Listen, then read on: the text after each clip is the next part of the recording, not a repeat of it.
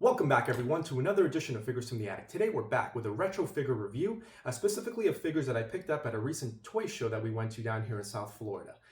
One of my favorite things to do is find local toy shows, kind of peruse through the bins of Lucy's, and also they have mint on card stuff as well, but I do like finding deals. Now there was one guy that had a ton of big bins just filled of retro action figures, and I was in heaven. Also my son, who's about to turn 3, he recently is getting into Power Rangers. So we found these. These are the same figures that I grew up with as a kid in the 90s. And he had the whole set except for Trini. And he threw in Goldar and this monster, which I'll get into in a minute. But I want to start off showing off the Power Rangers themselves. As you can see, they did come with all their weapons, all their tools, I call them for my son. Don't want to make things too violent, but yes, all their tools. And the neat thing about these figures, these are from 1993, I believe. Yeah, 1993 from Bandai. The neat thing about them is that you can have the helmets, of course, the proper Power Ranger helmets. You can also switch to the normal person head, the teenager, so to speak. So there you see Billy. I think there's a pretty good likeness on that Billy, especially with the glasses. Of course, Tommy. You kind of press down the belt buckle here and you can invert it. Tommy also looks great with the long hair. He kind of reminds me of maybe like an anime character almost. He has kind of that same look. Maybe like Saint Seiya, Knights of the Zodiac type. You have Zach, of course. There he is.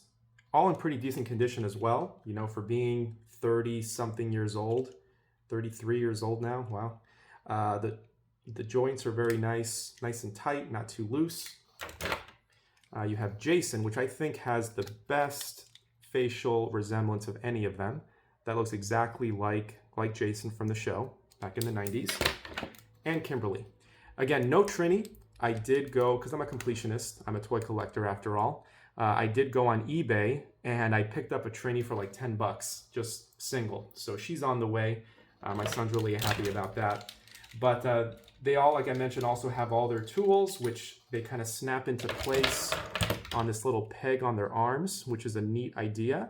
It kind of prevents the tools or weapons from falling out of their hands.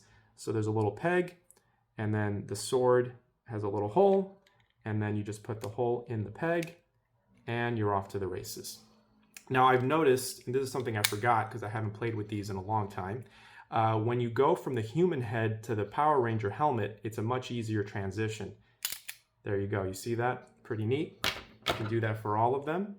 Going from the helmet to the human head, you kind of have to finagle it a little bit, but this is awesome. My son's had a lot of fun flipping through the heads, as you can imagine. Boom. But yeah, that works like a charm. And Tommy. There we go. Now, like I mentioned, he threw in this Goldar. This Goldar is from the same line. Also Bandai, released 1993. Oh, actually 1984. Apologies. You can see it right there.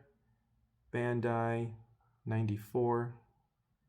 Is it focusing? There we go. Yeah.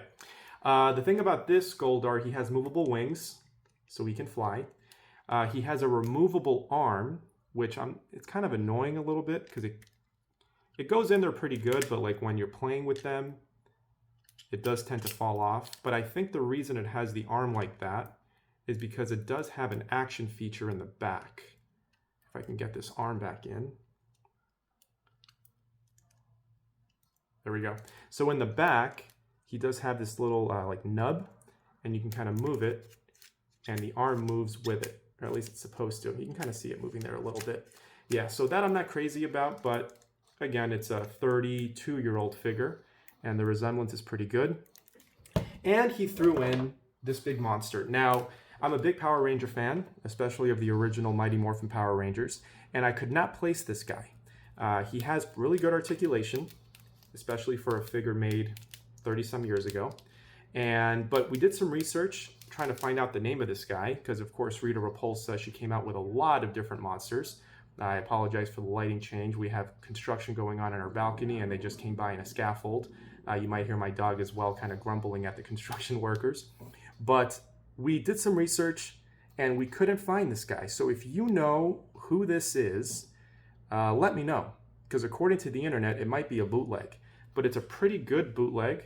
It does say Bandai 93, so if it's a bootleg, they even put the Bandai name down there, and on the other boot, it says Made in China. But a really unique looking Rita Repulsa monster. He moves very well, and to scale, I think it's pretty cool. He makes him look very towering. But yeah, as a set, for this whole set, they came in, he threw them all together for me, because I did want to buy all of them. 60 bucks. 60 bucks for the set. I thought that was a pretty good price, and especially just doing some searches on eBay, especially the condition that they're in, I think it's a pretty good price. One other thing I wanted to ask you, the Tommy also came with his shoulder pads, but again, I haven't played with these in a long time. If you know any tricks, let me know. They're supposed to kind of clip in place, and they do, but they don't really stay super steady. And of course, you can't do the head changing once it's on there. But yeah, is it just mine that the clips don't really stay in place very well? Was this something that was common with these figures where like the shoulder pads wouldn't really stay in place very well? You let me know.